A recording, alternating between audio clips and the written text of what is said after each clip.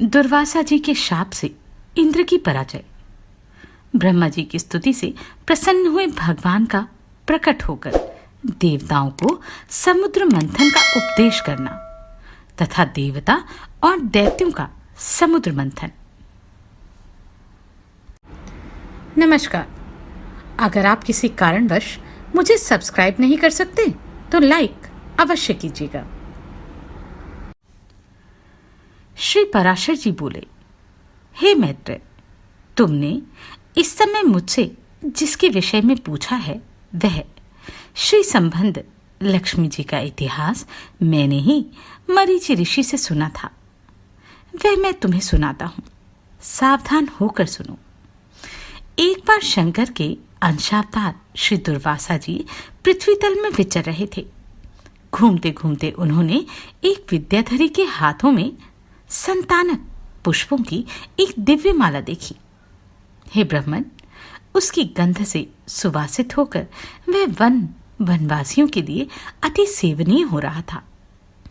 तब उन उन्मत्त वृत्ति वाले विप्रवर ने वह सुंदर माला देखकर उसे उस विद्याधर सुंदरी से मांगा।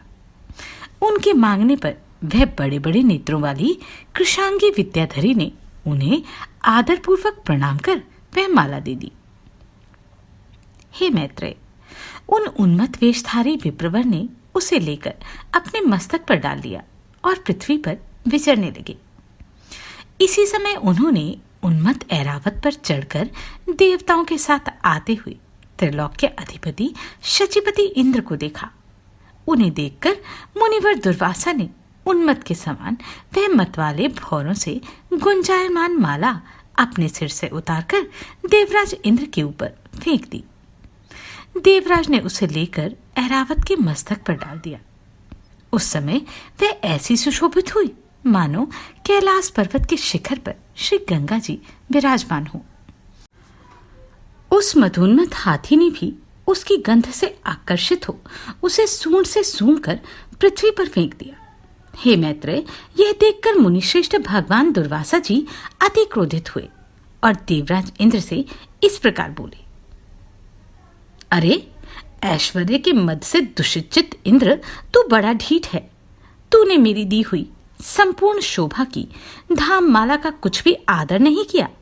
अरे तूने ना तो प्रणाम करके बड़ी कृपा की, ऐसा ही कहा, और ना हर्ष से प्रसन्न वदन होकर उसे अपने सिर पर ही रखा।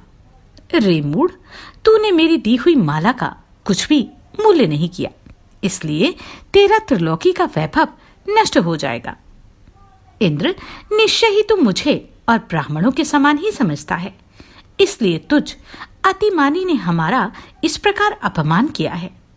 अच्छा, तूने मेरी दी हुई माला को पृथ्वी पर फेंका है, इसलिए तेरा यह त्रिभुवन भी शीघ्र ही श्रीहीन हो जाएगा। रे देवराज, जिसके क्रुद्ध होने पर संपूर्ण चराचर जगत भयभीत हो जाता है, उस मेरा ही तूने अति गर्व से इस प्रकार अपमान किया। श्री पराशर जी बोले, तब तो इंद्र ने तुरंत ही ऐरावत हाथी से उतरकर निष्पाप मुनिवर दुर्वासा जी को अनुनय विनय करके प्रसन्न किया। तब उसके प्रणामादि करने से प्रसन्न होकर मुनिश्रेष्ठ दुर्वासा जी उससे इस प्रकार बोले, इंद्र, मैं कृपालुचित नहीं हूं। मेरे अंतःकरण में क्षमा को स्थान नहीं है। वे मुनिजन तो और ही हैं। तुम समझो, मैं तो दुर्वासा हूं ना। गौतमादि अन्य मुनिजनों ने व्यर्थ ही तुझे इतना मुंह लगा लिया है, पर याद रख, मुझ दुर्वासा का सर्वस्व तो क्षमा ना करना ही है। दयामूर्ति वशिष्ठ आदि के बढ़ बढ़कर स्तुति करने से तू इतना गर्वीला हो गया और आज मेरा भी अपमान करने चला है। अरे आज त्रिलोकी में ऐसा कौन है जो मेरे प्रज्वलित जटा कलाप और टेढ़ी भ्रिकुटियों को देखकर भयभीत न हो जाए। रे शतक्रतो, तू बारंबार अनुनय विनय करने का ढोंग क्यों करता है? तेरे इस कहने सुनने से क्या होगा? मैं क्षमा नहीं कर सकता। श्री पराशर जी बोले, हे ब्राह्मण, इस प्रकार कह वे विप्रवर वहां से चल दिए और इंद्र भी ऐरावत पर चढ़कर अमरावती को चले गए। हे मैत्रेय, तभी से इंद्र के सहित तीनों लोग वृक्षलता आदि के क्षीण हो जाने से श्रीहीन और नष्ट भ्रष्ट होने लगे। तब से यज्ञों का होना बंद हो गया। तपस्वियों ने तप करना छोड़ दिया तथा लोगों का दान आदि धर्मों में चित्त नहीं रहा। हे द्विजोत्तम, संपूर्ण लोक लोभादि के वशीभूत हो जाने से सत्व शून्य अर्थात सामर्थ्यहीन हो गए और तुच्छ वस्तुओं के लिए भी लालायित रहने लगे।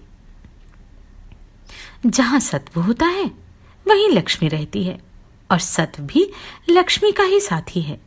श्रीहीनों में भला सत्व कहाँ है? और बिना सत्व के गुण कैसे ठहर सकता है? बिना गुणों के पुरुष में बल, शौर्य आदि सभी का अभाव हो जाता है और निर्बल तथा अशक्त पुरुष सभी से अपमानित होता है। अपमानित होने पर प्रतिष्ठित पुरुष की बुद्धि बिगड़ जाती है। इस प्रकार त्रिलोकी के श्रीहीन और सत्वरहित हो जाने पर दैत्य और दानवों ने देवताओं पर चढ़ाई कर दी। सत्व और वैभव से शून्य होने पर भी दैत्यों ने लोभवश निसत्व और श्रीहीन देवताओं से घोर युद्ध ठान लिया। अंत में दैत्यों द्वारा देवता लोग परास्त हुए।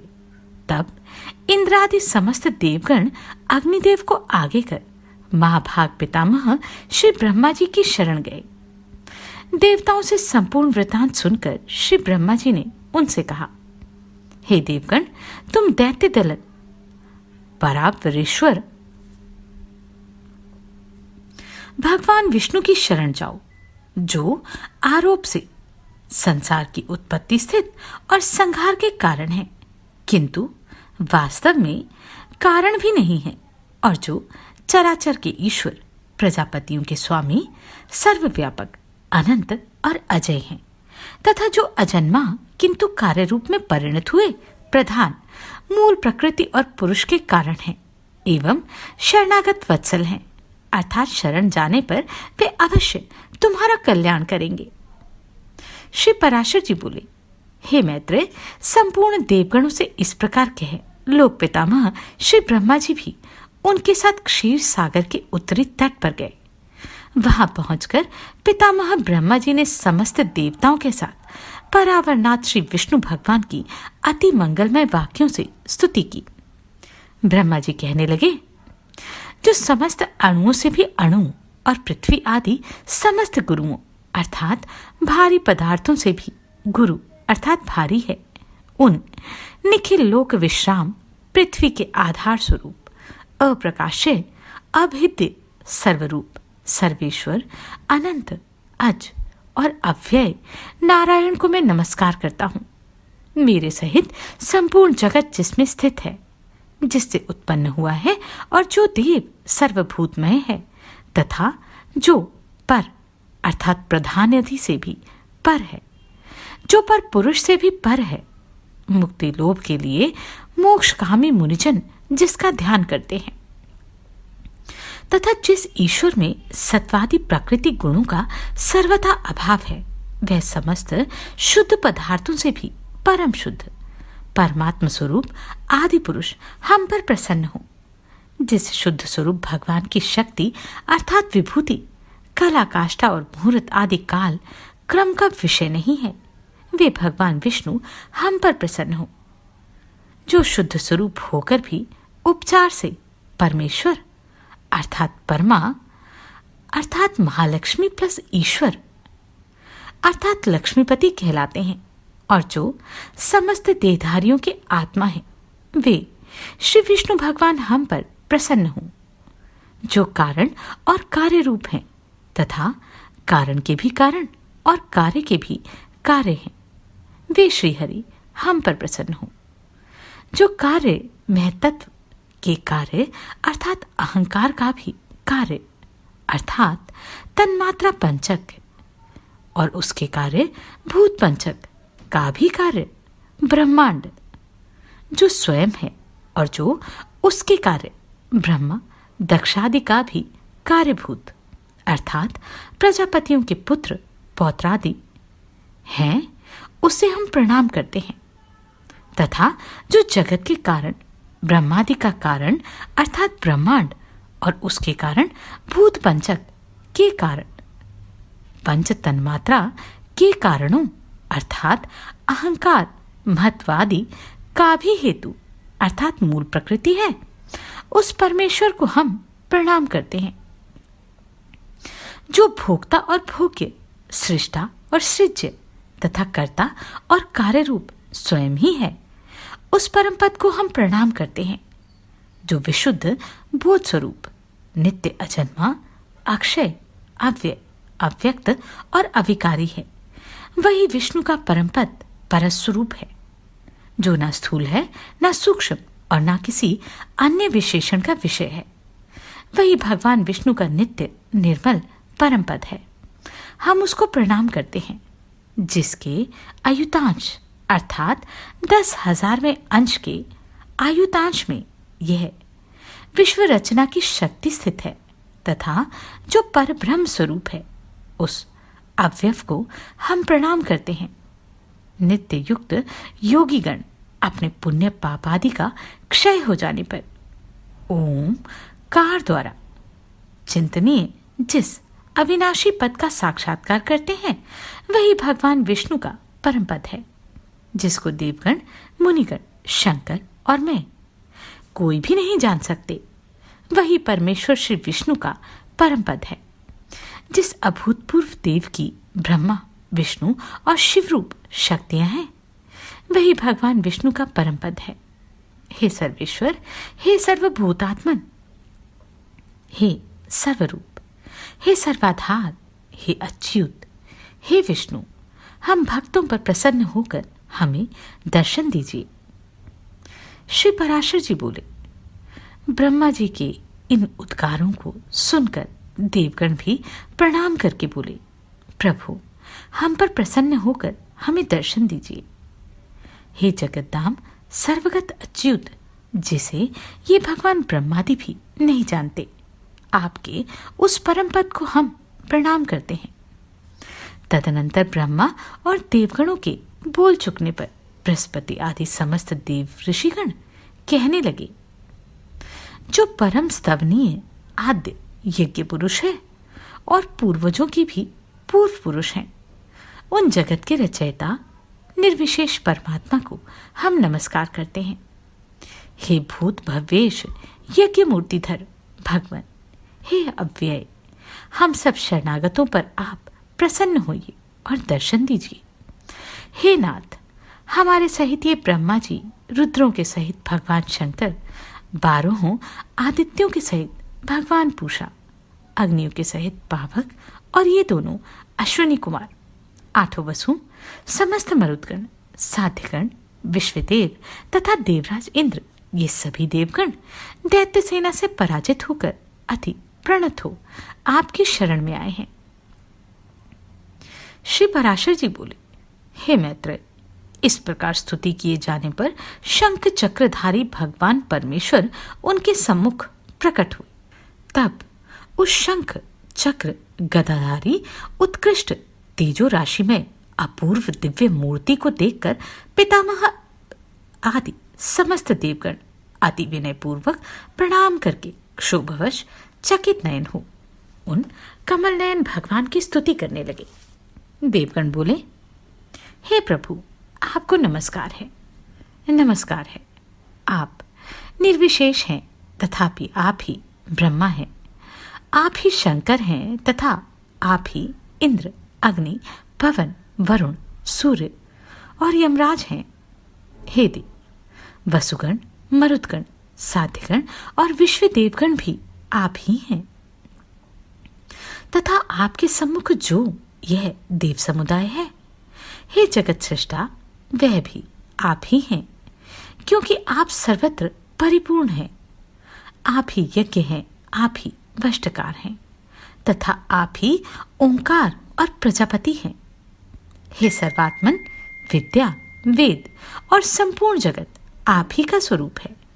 हे विष्णु, दैत्यों से परास्त हुए हम आतुर होकर आपकी शरण में आए हैं। हे सर्वस्वरूप, आप हम पर प्रसन्न होइए और अपने तेज से हमें सशक्त कीजिए।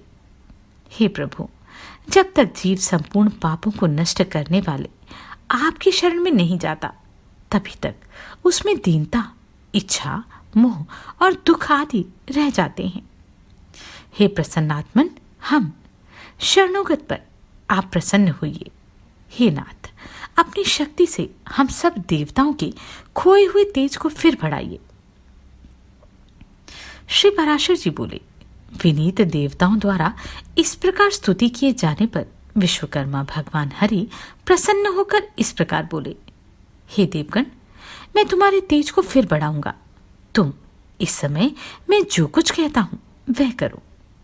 तुम दैत्यों के साथ संपूर्ण औषधियां लाकर अमृत के लिए क्षीर सागर में डालो और मंदराचल को मथानी तथा वासुकी नाग को नीति बनाकर उसे दैत्य और दानवों के सहित मेरी सहायता से मत कर अमृत निकालो। तुम लोग साम नीति का अवलंबन कर दैत्यों से कहो कि इस काम में सहायता करने से आप लोग भी इसके फल में समान भाग पाएंगे। समुद्र के मंथने पर उससे जो अमृत निकलेगा उसका पान करने से तुम सबल और अमर हो जाओगे।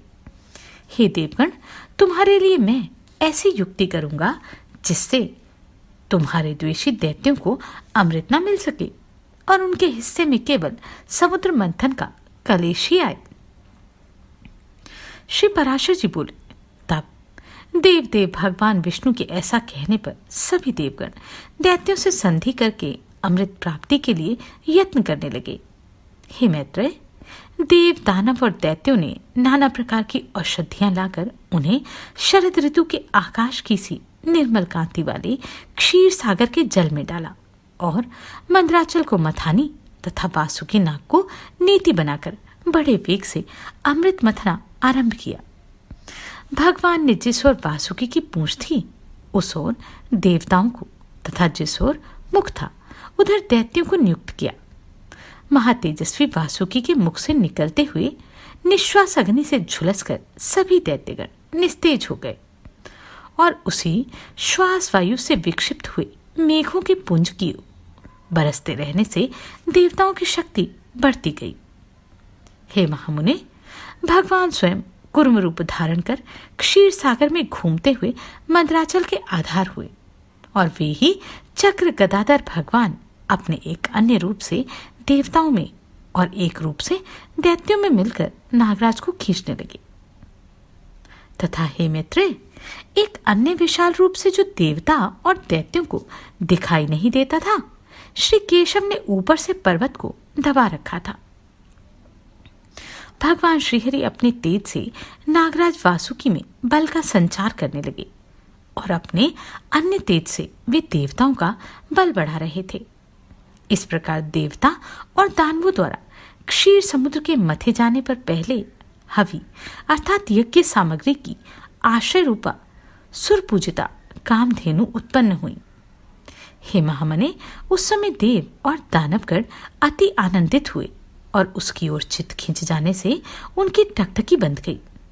फिर स्वर्गलोक में यह क्या है, यह क्या है, इस प्रकार चिंता करते हुए सिद्धों के समक्ष मध्य से घूमते हुए नेत्रों वाली वारुणी देवी प्रकट हुई और पुनः मंथन करने पर उस क्षीर सागर से अपनी गंध से त्रिलोकी को सुगंधित करने वाला तथा सुर सुंदरियों का आनंदवर्धक कल्प वृक्ष उत्पन्न हुआ।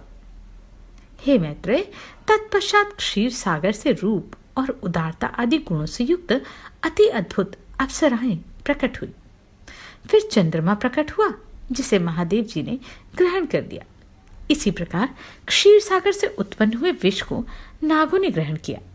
फिर श्वेत वस्त्रधारी साक्षात भगवान धन्वंतरी जी अमृत से भरा कमंडल लिए प्रकट हुए।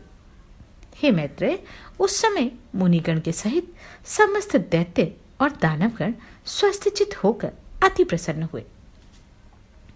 उसके पश्चात विकसित कमल पर विराजमान स्फुट कांतिमय श्री लक्ष्मी देवी हाथों में कमल पुष्प धारण किए हुए क्षीर समुद्र से बाहर आईं। उस समय महर्षिगण अति प्रसन्नतापूर्वक श्री सूक्त द्वारा उनकी स्तुति करने लगे तथा विश्ववसु आदि गंधर्वगण उनके सम्मुख गान और घृताची आदि अप्सराएं नृत्य करने लगी। उन्हें अपने जल से स्नान कराने के लिए गंगा आदि नदियां स्वयं उपस्थित हुईं और दिग्गजों ने सुवर्ण कलशों से भरे हुए उनके निर्मल जल से सर्वलोक महेश्वरी श्री लक्ष्मी जी को स्नान कराया। क्षीर सागर ने मूर्तिमान होकर उन्हें विकसित कमल पुष्पों की माला दी और विश्वकर्मा ने उनके अंग प्रत्यंगों में विविध आभूषण पहनाए। इस प्रकार दिव्य माला और वस्त्र धारण कर, दिव्य जल से स्नान कर, दिव्य आभूषणों से विभूषित हो श्री लक्ष्मी जी संपूर्ण देवताओं के देखते देखते श्री विष्णु भगवान के वक्षस्थल में विराजमान हो गई।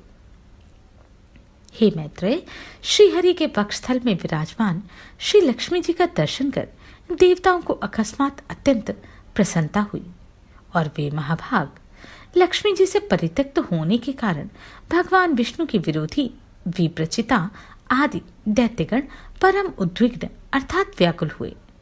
तब उन महाबलवान दैत्यों ने श्री धन्वंतरी जी के हाथ से वह कमंडल छीन लिया जिसमें अति उत्तम अमृत भरा हुआ था। अतः स्त्री अर्थात मोहिनी रूपधारी भगवान विष्णु ने अपनी माया से दानवों को मोहित कर उनसे वह कमंडल लेकर देवताओं को दे दिया। तब इंद्र आदि देवगण उस अमृत को पी गए। इससे दैत्य लोग अति तीखे खड़ग आदि शस्त्रों से सुसज्जित हो उनके ऊपर टूट पड़े, किंतु अमृतपान के कारण बलवान एवं देवताओं द्वारा मारी काटी जाकर दैत्यों की संपूर्ण सेना दिशा विदिशाओं में भाग गई और कुछ पाताल लोक में चली गई। फिर देवगण प्रसन्नतापूर्वक शंख चक्र गदा भगवान को प्रणाम कर पहले ही के समान स्वर्ग का शासन करने लगे। हे मुनिश्रेष्ठ, इस प्रकार प्रखर तेजों में भगवान सूर्य अपने मार्ग से तथा अन्य तारागण भी अपने अपने मार्ग से चलने लगे। सुंदर दीप्तिशाली भगवान अग्निदेव अत्यंत प्रज्वलित हो उठे और उसी समय समस्त प्राणियों की धर्म में प्रवृत्ति हो गई। हे द्विजोत्तम, त्रिलोकी श्री संपन्न हो गई और देवताओं में श्रेष्ठ इंद्र भी पुनः श्रीमान हो गए। तदनंतर इंद्र ने स्वर्गलोक में जाकर फिर से देवराज्य पर अधिकार पाया और राज्य सिंहासन पर आरूढ़ हो पद्महस्ता श्री लक्ष्मी जी को इस प्रकार स्तुति के द्वारा प्रसन्न किया। इंद्र बोले, संपूर्ण लोकों की जननी, विकसित कमल के सदृश नेत्रों वाली, भगवान विष्णु के वक्षस्थल में विराजमान कमलोद्भवा श्री लक्ष्मी देवी को मैं प्रणाम करता हूं। कमल ही जिनका निवास स्थान है, कमल ही जिनके कर कमलों में सुशोभित है तथा कमल दल के समान ही जिनके नेत्र हैं, उन कमलमुखी कमलनाभ प्रिया श्री कमला देवी को मैं वंदना करता हूं। हे देवी, तुम पवित्र हो, स्वधा हो, स्वाहा हो, सुधा हो और त्रिलोकी को पवित्र करने वाली हो तथा तुम ही संध्या, रात्रि, प्रभा, विभूति, मेधा, श्रद्धा और सरस्वती हो। हे शोभने, यज्ञ विद्या अर्थात कर्मकांड, महाविद्या अर्थात उपासना और गुह्य विद्या अर्थात इंद्रजाल तुम ही हो तथा हे देवी, तुम ही मुक्ति फलदायिनी आत्मविद्या हो। हे देवी, आन्विशिका अर्थात तर्क विद्या, वेदत्रयी, वार्ता अर्थात शिल्प वाणिज्य और दंड नीति अर्थात राजनीति में भी तुम ही हो। तुमने अपने शांत और उग्र रूप से ये समस्त संसार व्याप्त किया है। हे देवी, तुम्हारे बिना और ऐसी कौन स्त्री है जो देवोदेव भगवान गदाधर के योगी जन चिंतित सर्व यज्ञमय शरीर का आश्रय पा सके। हे देवी, तुम्हारे छोड़ देने पर संपूर्ण त्रिलोकी नष्ट प्राय हो जाएगी। अब तुम्हें उसे पुनः जीवन दान देना है। हे महाभागे, स्त्री, पुत्र, गृह, धन धान्य और समुद्र, ये सब सदा आप ही के दृष्टिपात से मनुष्य को मिलता है। हे देवी, तुम्हारी कृपा दृष्टि के पात्र पुरुषों के लिए शारीरिक आरोग्य, ऐश्वर्य, शत्रु पक्ष का नाश और सुख आदि कुछ भी दुर्लभ नहीं। तुम संपूर्ण लोकों की माता हो और देवदेव भगवान हरि पिता। हे माता, तुमसे और श्री विष्णु भगवान से यह सकल चराचर जगत व्याप्त है।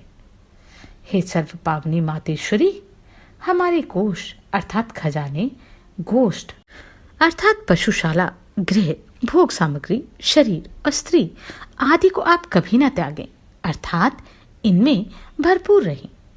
आई विष्णु वक्षस्थल निवासिनी, हमारे पुत्र, सुहृद, पशु और भूषण आदि को आप कभी न छोड़ें।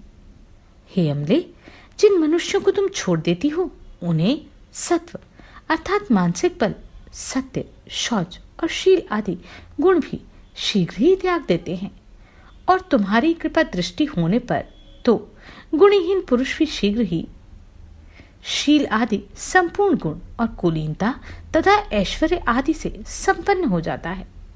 हे देवी, जिस पर तुम्हारी कृपा दृष्टि है वही प्रशंसनीय है, वही गुणी है, वही धन्य भाग है, वही कुलीन और बुद्धिमान है तथा वही शूरवीर और पराक्रमी है। हे विष्णुप्रिय, हे जगजननी, तुम जिससे विमुख हो उसके तो शील आदि संपूर्ण गुण तुरंत अवगुण रूप हो जाते हैं। हे देवी, तुम्हारे गुणों का वर्णन करने में श्री ब्रह्मा जी की रचना भी समर्थ नहीं है, फिर मैं क्या कर सकता हूं? अतः हे कमल नयने, अब मुझ पर प्रसन्न हो और मुझे कभी न छोड़ो। श्री पराशर जी बोले, हे दुज, इस प्रकार सम्यक स्तुति किए जाने पर सर्वभूता स्थिता श्री लक्ष्मी जी सब देवताओं की सुनते हुए इंद्र से इस प्रकार बोली, हे देवेश्वर इंद्र, मैं तेरे इस स्तोत्र से अति प्रसन्न हूं। तुझको जो अभिष्ट हो वही वर मांग ले, मैं तुझे वर देने के लिए ही यहां आई हूं।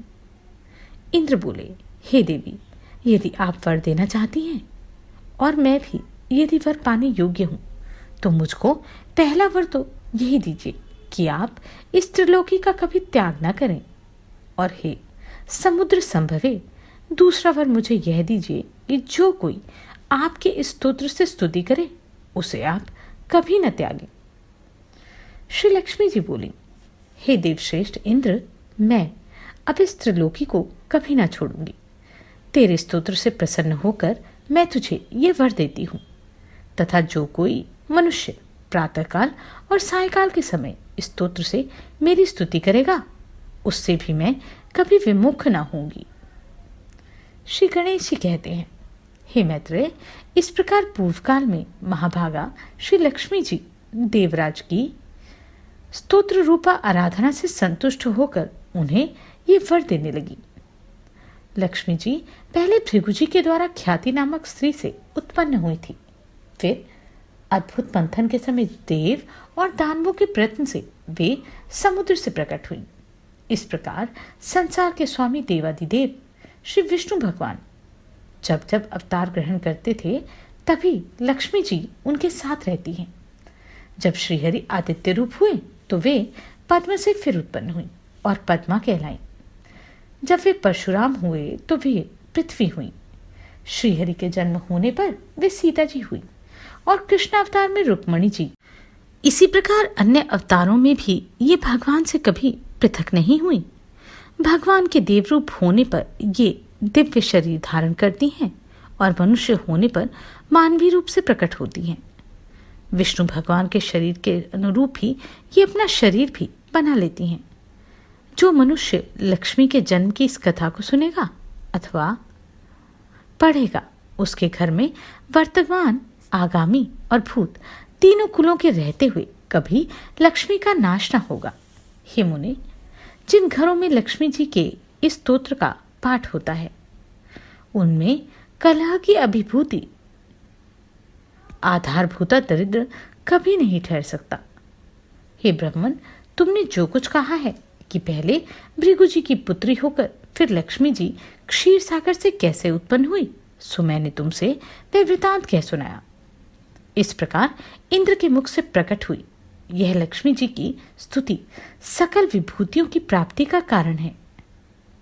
जो लोग नित्य नित्य प्रति पाठ करेंगे उनके शरीर में निर्धनता नहीं रहेगी। नमस्कार, मैं आभा शर्मा जावास। यदि आपको मेरा ये प्रयत्न सराहनीय लगा हो तो मुझे सब्सक्राइब करके प्रोत्साहित करें